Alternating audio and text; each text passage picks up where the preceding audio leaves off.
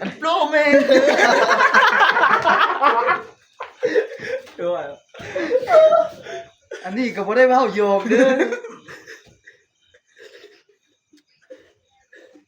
เขาแถมแต่กล่องหลังเขายังบ่ได้แถมกล่องหน้าซะ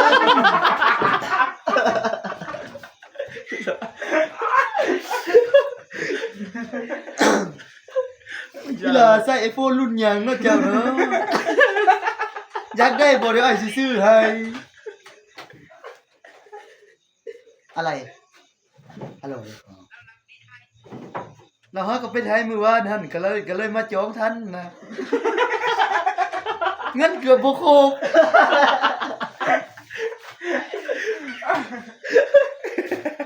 อัน iPhone นี่ซื้อมาราคาอะไรวะ58 ล้านเนาะเจ้าเนาะไงแอนฮาราแอนตอนเทปกล่องหลังกล่องหน้าแจไปได้ดำล้านเลยจะแจได้50 ล้านเลย อันเขายังบ่ได้แถมซ้ำอันปุ่มกลับออกเงิน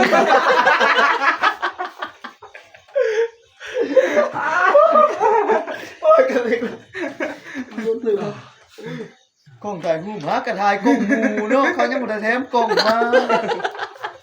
อันนี้รูปนี่เขาบ่ได้ถ่ายโทรศัพท์กันเด้อลูกเอ้ย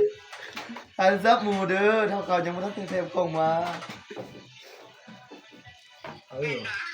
โดย16 โลแม็กดาวน์มาถึงเมืองได้ไหม